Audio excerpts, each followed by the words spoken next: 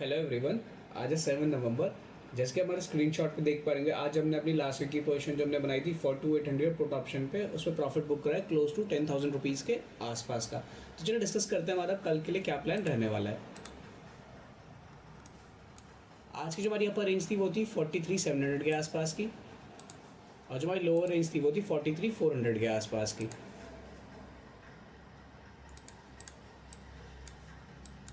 हमने कल की वीडियो में डिस्कस किया था कि अगर मार्केट इस रेंज के अंदर कहीं खुलता है तो हम देख रहे थे कि अगर प्रीमियम टूटेंगे तो हम उस पोजीशन को तुरंत क्लोज कर लेंगे, बट आज ऐसा नहीं हुआ। अब जैसे कि देखेंगे मार्केट इस रेंज के अंदर खुला, बट मार्केट उसके बाद एकदम से फॉल करके हमारे सपोर्ट के पास आ गया। मार्केट ने सपोर्ट लेने की कोशिश ज़रूर करी, बट उसके बाद मार्केट ने फिर एक ब्रेकआउट देके मार्केट नीचे की तरफ आ गया। अब यहाँ पे ट्रेड करने लग गया, और उसके बाद मार्केट इस लेवल को भी सस्टेन नहीं कर पाया, वापस हमारे रेंज के अंदर आया, और उसके बाद एक शॉर्ट में मार्केट ने हमारे अपर रेंज को भी ब्रेक कर दिया। उसके वजह से हुआ क्या कि जब मार्केट अपने लोएस्ट पॉइंट पे था यहाँ पे कहीं, तो हम यहाँ पे जो हमारे प्रीमियम थे वो बढ़ चुके थे, वो करीब करीब 22 या 23 के आसपास हमारा प्रीमियम पहुँच चुका था। बट उसके बाद हुआ कि मार्केट ने एक वन साइड रैली मारी। अब आप देखेंगे पूरी वन साइड रैली मार्केट ने हॉल्ट करा, फिर ब्रेकआउट करके ऊपर तरफ निकल गया। और हमने अभी लास्ट वीडियो में भी डिस्कस किया था, अगर मार्केट इस रेंज को ब्रेक करता है, अगर ऊपर की तरफ जाता है, तो उसके बाद हमें शायद से ज़्यादा प्रीमियम बचने नहीं थे हमारे पुट ऑप्शन पे। तो आज हुआ भी वैसा ही। तो मार्केट ने जब एंड सेशन में इस लेवल को ब्रेक करा और इस लेवल के भी ऊपर ट्रेड करने लगा, तो उस टाइम पे हमारे जो प्रीमियम थे वो क्लोज टू 4 और 5 रुपीज़ के आसपास पहुंच चुके थे। तो उस केस में हमने क्या करा, हमने अपनी पोजीशन को क्लोज करना प्रेफर करा। क्यों? क्योंकि उसके बाद ज़्यादा कुछ ऑप्शन में प्रीमियम बचा नहीं था। अगर इन केस अगर, क्योंकि कल इसकी एक्सपायरी भी थी। अब ऐसा भी हो सकता था कि अगर कल के दिन एकदम नीचे खुल जाता तो उसके प्रीमियम फिर बढ़ जाते। तो इससे अच्छा है कि हम जहाँ पे भी है हमें उनमें अपने ऑप्शन को क्लोज कर दे और प्रॉफिट बुक कर ले। और उसकी वजह से जो आज हमारा प्रॉफिट हुआ है वो हुआ है क्लोज टू 10,000 रुपीज़ के आसपास का। ये था कुछ आज का सीन। अब जो हमारे कल के लेवल्स हैं वो कुछ इस तरीके से हैं। कल के लिए जो हमारा लोअर लेवल है वो है 43,300 के आसपास का, और जो हमारा अपर लेवल है वो है हमारा 43,900 के आसपास का।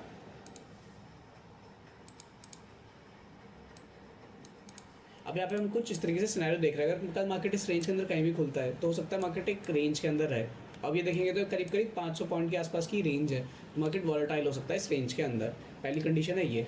सेकंड कंडीशन है गैप अप की। अगर मार्केट में कल गैप अप होता है तो उस केस में क्या होगा, मार्केट एक शॉट में तो ऊपर नहीं जाएगा, मार्केट हॉल्ट करेगा, प्राइस एक्शन में आके फिर ऊपर जाएगा, या फिर अगर यहाँ से नीचे भी आया तो यहाँ पे सपोर्ट लेके फिर प्राइस एक्शन में आके ऊपर की तरफ निकल जाएगा।